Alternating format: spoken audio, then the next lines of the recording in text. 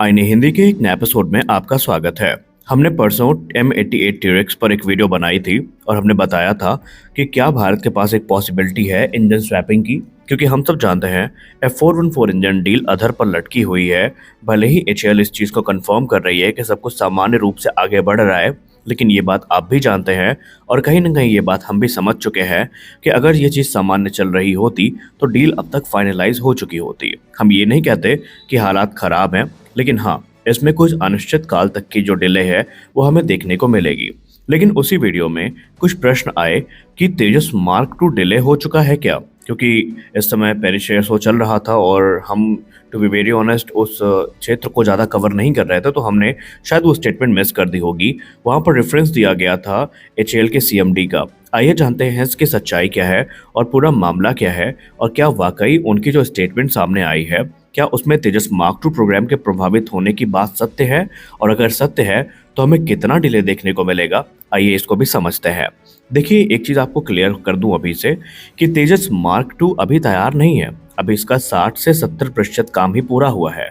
और DK Sunil sir ने Paris air show में जो चीज़ें कही हैं, उन्होंने ये कहा है कि जो पहला प्रोटोटाइप है तेजस मार्क 2 का, इसकी जो स्ट्रक्चरल असेंबलीज हैं ये तैयार की जा रही हैं। उन्होंने ये कहा कि हम इस समय प्रोटोटाइप डेवलपमेंट फेज में हैं। इस पे आपको हम एक चीज़ बता दें कि तेजस मार्क 2 के टोटल 5 प्रोटोटाइप्स बनाए जा रहे हैं और सब अपने अलग अलग क्रम में हैं या अलग अलग फेजेस में हैं। और यहाँ पर एक ही वर्ष में हमें तकरीबन 1 से 2 प्रोटोटाइप देखने को मिलेंगे। अब अगर हम GBP न्यूज़ की बात करें तो वहाँ पर डॉक्टर सुनील सर ने ये रिवील किया है कि जो पहला तेजस मार्क 2 का रोल आउट है वो हमें 2026 तक देखने को मिलेगा। अब यहाँ पर आइए जानते हैं क्या वाकई प्रोग्राम डिले हुआ है या नहीं। अभी तक मैंने जिनसे जिनसे बात करी है, जिनसे मैंने इस पे कांटेक्ट किया है, उन्होंने एक चीज़ क्लियर कर दी है कि देखिए, रोल आउट आगे पीछे हो सकता है, क्योंकि देखिए HAL इस समय एयरक्राफ्ट को काफ़ी बारीकी से बना रही है और इसमें high degree of indigenous content use किए जा रहे हैं। तो संभावित है कि कुछ चीज़ें समय पर उपलब्ध ना हो, लेकिन रोल आउट चाहे अक्टूबर में हो चाहे नवंबर में हो, उन्होंने एक चीज़ स्पष्ट कर दी है कि 2026 मार्च में इसकी पहली उड़ान को आयोजित कर लिया जाएगा। उसमें किसी प्रकार का संदेह नहीं बचा है। उन्होंने स्पष्ट शब्दों में ये कहा हमसे कि देखिए, डिले अगर हो भी रही है तो वो चंद महीने 1-2 महीने की हो सकती है, लेकिन उससे पहली उड़ान में हमें कोई फर्क देखने को नहीं मिलेगा, क्योंकि ग्राउंड टेस्टिंग फरवरी तक शुरू कर दी जाएगी और उसके बाद मार्च में पहली उड़ान की तैयारियां ऑलरेडी शुरू कर दी गई हैं। उन्होंने कहा जो ग्राउंड इंफ्रास्ट्रक्चर है वो तैयार हो रहे हैं और बाकायदा तेजस मार्क 2 को एक सेपरेट टेस्टिंग फैसिलिटी मिलने वाली है, जहां पर इनके डेवलपमेंट फेज को और इनके टेस्टिंग फेज को फास्ट ट्रैक किया जाएगा। तो आप लोग निश्चिंत रहें। हो सकता है कि जो रोल आउट हम लोग नवंबर में एक्सपेक्ट कर रहे थे वो हमें दिसंबर या जनवरी तक देखने को मिले, लेकिन इससे जो पहली उड़ान की टाइमलाइन है वो प्रभावित बिल्कुल भी नहीं होगी। आपको ये चीज़ जानना होगा कि ये एयरक्राफ्ट डेवलपमेंट होता है, इसमें एक छोटी सी गलती भी एक डिले को ला सकती है। यहाँ पर रिपोर्ट्स का मतलब या मीडिया हाउसेस की अगर रिपोर्ट आती है तो उसका बिल्कुल मतलब नहीं होता कि वो पत्थर की लकीर है। और इस सब का प्रमाण आपने तेजस मार्क 1A प्रोग्राम में देख लिया है। मार्च 2024 में जब इसकी पहली उड़ान आयोजित करी गई थी तो हम लोग कॉन्फिडेंट थे कि ये एयरक्राफ्ट तो मई से जून तक इंडियन एयरफोर्स को ज्वाइन कर लेगा, लेकिन बाद में इंडियन एयरफोर्स की तरफ से कुछ स्पेसिफिक रिक्वायरमेंट आती है जहां पर सॉफ्टवेयर और स्ट्रक्चरल चेंजेस की बात सामने आई थी और उसको पूरा करने और सर्टिफिकेशन और वैलिडेशन में समय लग गया और उसका फल ये हुआ कि अभी तक हमें पहला एयरक्राफ्ट नहीं मिला है। लेकिन हम आशा करते हैं कि तेजस मार्क 2 में हमें ऐसा कोई मेजर इशू देखने को नहीं मिलेगा। ये प्रोग्राम अपने ट्रैक पर है। ऑलरेडी कुछ लोगों के मन में ये संशय है कि बिना जेट इंजन डील के हम प्रोग्राम को कैसे आगे बढ़ाएंगे, तो उसका एक ही उत्तर है कि लिमिटेड नंबर्स में ही सही पर हमारे पास उचित संख्या में जो F414 इंजन है वो आ चुके हैं, जो कि प्रोटोटाइप डेवलपमेंट फेज और टेस्टिंग फेज को पूरा करने में हमारा सहयोग देंगे।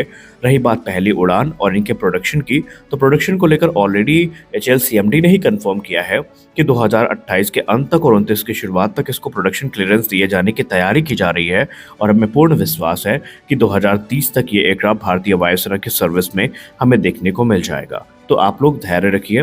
तेजस मार्क 2 प्रोग्राम के लिए जितना उत्साहित हम लोग हैं, उससे कहीं ज़्यादा उत्साहित, उससे कहीं ज़्यादा आतुर इस प्रोग्राम को लेकर भारतीय वायुसेना है और भारतीय वायुसेना इस प्रोग्राम के एक एक डेवलपमेंट को क्लोजली मॉनिटर कर रही है और HAL भी इस समय अपना 100% देने का प्रयास कर रही है कि ये प्रोग्राम जल्दी से पूरा किया जाए, क्योंकि उन्हें भी पता है भारतीय वायुसेना के पास अब इंतजार करने का बिल्कुल भी मौका नहीं है। अब अगर पेरिस एयर शो की बात हो ही रही है, तो उस दौरान हमें एक और डेवलपमेंट देखने को मिला था। हालांकि इस अपडेट को उतना ज़्यादा मीडिया की लाइमलाइट नहीं मिली, लेकिन ये महत्वपूर्ण तो थी, और ये जुड़ी थी हमारे एमआरएफए प्रोग्राम से लेकर। आप सबको निसंदेह काफ़ी ज़्यादा रोष की भावना आपके मन में आ रही होगी, काफ़ी आप क्रोधित होंगे कि हम एक ऐसे प्रोग्राम की बात कर रहे हैं जो कि 2019 से 2025 तक सिर्फ हमारी कल्पनाओं में ही जीवंत है। वास्तविक दुनिया में इसका शायद अब एग्जिस्टेंस है या नहीं, ये भी हम नहीं कह सकते। लेकिन फिर भी पेरिस एयर शो में एक बड़ा डेवलपमेंट हमें देखने को मिला, जहां पर डसाल्ट एविएशन और यूरोफाइटर कंसोर्टियम दोनों ने भारत के अथॉरिटीज से बात करी है, और ये बात सामान्य नहीं है। आइए जानते हैं पूरा प्रकरण क्या है। रिपोर्ट्स बताती हैं कि भारत की society of Indian defence manufacture यानी एसआईडीएम ने जो पेरिस एयर शो है, यहाँ पर कुछ महत्वपूर्ण चर्चाएं करी हैं।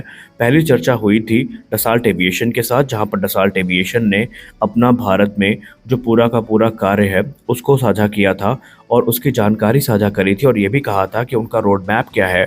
डसाल्ट एविएशन ने राफेल के फ्यूजलाज मैन्युफैक्चरिंग से लेकर M88 इंजन की जो एमआरओ फैसिलिटी है उसको लेकर चर्चा करी थी, और भारत को उन्होंने विश्वास में लेने का प्रयास किया था कि अगर आप उचित संख्या में राफेल्स के ऑर्डर देते हैं तो फिर कंप्लीट ट्रांसफर ऑफ टेक्नोलॉजी के साथ ये एयरक्राफ्ट भारत में बनाए जा सकते हैं। खैर, ये बात आई गई हो गई, लेकिन उसके बाद जो हुआ वो काफ़ी आश्चर्यजनक था, क्योंकि इसी दौरान जो यूरोफाइटर कंसोर्टियम है उन्होंने जो भारत की एसआईडीएम है उनके साथ मुलाकात करी। इस दौरान जो सीईओ हैं टैमरिड, उन्होंने भारत के डेलीगेशन को बात करते हुए कहा कि यूरोफाइटर टाइफून एकलौता ऐसा ऑप्शन है इस समय एमआरएफए में जो ज़्यादा एडवांस है और भारत की ज़रूरतों को ज़्यादा अच्छे से पूरा कर सकता है। उन्होंने कहा कि भारत की जो डिफेंस सिक्योरिटी प्रोसीजर है उसका वो सम्मान करते हैं, और इसके थ्रू वो भारत के साथ जो इंडिजनाइजेशन एफर्ट है उसको इन्हांस करने का भी प्रयास करेंगे। उन्होंने कहा कि अगर भारतीय वायुसेना यूरोफाइटर टाइफून को एक्सेप्ट करती है तो फिर इसकी लोकल मैन्युफैक्चरिंग करने में उन्हें कोई आपत्ति नहीं होगी। वो भारत में ही अपने पार्टनर को सिलेक्ट करेंगे और उनके साथ इस फाइटर का निर्माण करेंगे। डिस्कशन में ये बात भी निकल के सामने आई कि टाइफून प्रोग्राम को ज्वाइन करने के बाद भारत की सीमाएं सिर्फ टाइफून तक सीमित नहीं रहेंगी, बल्कि आने वाले भविष्य में जर्मनी और दूसरे देशों के जो 5th जनरेशन या 6th जनरेशन प्रोग्राम है उनका डायरेक्ट या इनडायरेक्ट एक्सेस भारत को ज़रूर मिलेगा। आपको बता दें कि यूरोफाइटर टाइफून एक twin engine multi role jet है, जिसे एक कंसोर्टियम के अंतर्गत विकसित किया गया है, और ये कंसोर्टियम है एयरबस, BAE सिस्टम, लियोनार्डो का, और इंडियन एयरफोर्स के लिए इस कंसोर्टियम की तरफ से यूरोफाइटर टाइफून ट्रांच 5 जो है ये ऑफर किए जा रहे हैं। संख्या की बात करें तो वो ये मान के चल रहे हैं कि भारत जब भी एमआरएफए को क्लियर करेगा तो ये तकरीबन 110 की संख्या में होंगे या उससे अधिक भी हो सकते हैं। अब प्रैक्टिकली देखें तो क्या वाकई भारत के लिए कोई सेंस बनता है इनको लेना? अब निसंदेह इस पर विवाद काफ़ी कंट्रोवर्शियल होगा, काफ़ी लोग इस पे बहस करेंगे, लेकिन आप ये बात अच्छे से समझते हैं कि अब हमारे चैलेंजेस क्या हैं। अब हमारे चैलेंजेस कोई 4th जनरेशन या 5th जनरेशन थ्रेट्स नहीं है। आप सब भली भांति जानते हैं, भले हमारा मन ये स्वीकार करे या ना करे, लेकिन चाइना पाकिस्तान को J-35 दे रहा है, और J-35 को लेकर दावा ये किया जा रहा है कि वो एडवांस गैलियम नाइट्राइड टेक्नोलॉजी के साथ आएगा, और ये रडार टेक्नोलॉजी भारत को पूरी तरीके से कह सकते हैं आउट परफॉर्म कर सकती है, क्योंकि इस समय भारत के पास गैलियम नाइट्राइड बेस्ड रडार नहीं है। यूरोपाक्ष है जो टेस्टिंग से गुजर रहा है, और वो भी हमें तकरीबन 2 वर्ष बाद ही सुखोई 30 MKI में देखने को मिलेगा। ये बात हम नहीं कह रहे हैं, बल्कि ये बात खुद air marshal Sanjeev Kapoor sir ने भी अपने एक वक्तव्य के दौरान स्वीकारी थी, जहां पर उन्होंने कहा था कि आपको अब एक कदम आगे सोचना होगा। आप करंट थ्रेट के हिसाब से आगे मत बढ़िए, आप फ्यूचर के थ्रेट को भी देखिए कि जो चीज़ आप ले रहे हैं वो लॉन्ग टर्म में आपके लिए कितना मीनिंगफुल है, कितना प्रैक्टिकल आपका डिसीजन होने वाला है, क्योंकि ये देश की सुरक्षा से जुड़ा हुआ है।